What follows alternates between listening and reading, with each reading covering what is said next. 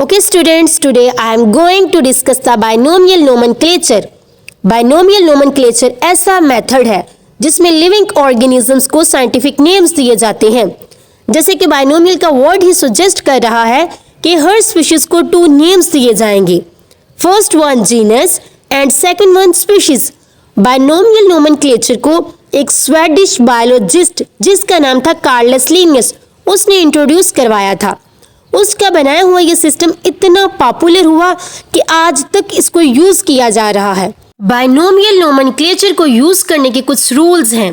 First rule है कि जब भी किसी स्पीशीज का साइंटिफिक नेम लिखा जाएगा उसको हमेशा इटैलिक्स फॉर्म में लिखेंगे और जब भी हैंड रिटन लिखा जाएगा उसे अंडरलाइन जरूर किया जाएगा। सेकंड रूल है कि जब भी किसी स्पीशीज का जेनेरिक नेम लिखेंगे, जेनेरिक नेम का फर्स्ट वर्ड हमेशा कैपिटल लिखा जाएगा बट स्पीशीज नेम हमेशा स्मॉल लेटर्स में लिखा जाएगा।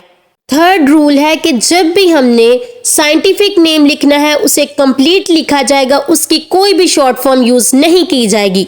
बट कुछ स्पीशीज ऐसी होती हैं जिनके जीनस नेम सेम होते हैं, ऐसी स्पीशीज के लिए हम जीनस का एब्रीविएशन यूज कर सकते हैं। फॉर एग्जाम्पल हमारे पास एक स्पीशीज है जिसका नेम है इस्चैरचिया कोलाई। इस्चैरचिया काफी स्पीशीज का जीनस नेम है, इसका हम एब्रीविएशन यूज कर सकते हैं। हम ई लिख के आगे डॉट लगा देंगे, ई कैपिटल लिखेंगे आगे डॉट लगा देंगे, इसका मतलब हुआ कि हमने इस्चैरचिया का एब्रीविएशन यूज किया है। और आगे हम स्पीशीज का फुल नेम लिख देंगे, स्पीशीज का कोई शॉर्टकट या एब्रीविएशन नहीं लिखा जाएगा।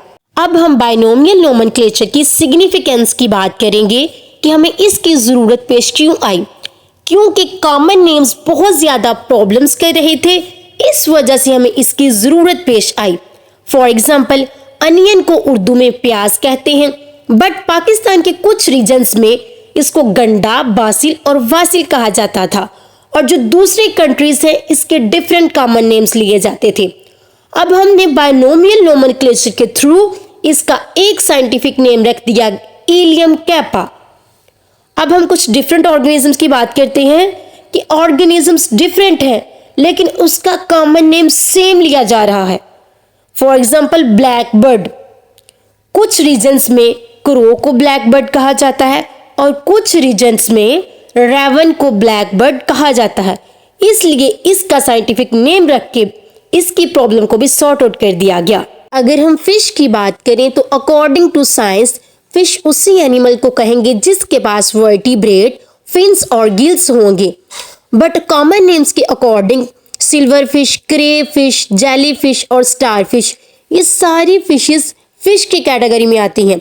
बट अकॉर्डिंग टू बायोलॉजिस्ट ये कोई भी फिश की कैटेगरी में फिट नहीं होती।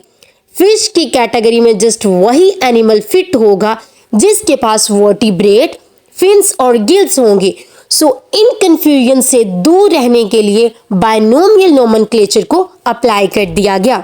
इधर कुछ एग्जांपल्स दी गई हैं, लाइक अनियन का साइंटिफिक नेम है इलियम कैपा, कॉमन सी स्टार का साइंटिफिक नेम है एस्टेरिस रूबिन्स और हाउस क्रो का साइंटिफिक नेम है कॉर्वस स्प्लेंडेंस। ये थी बाइनोमियल नोमेनक्लेचर के बारे में इंफॉर्मेशन।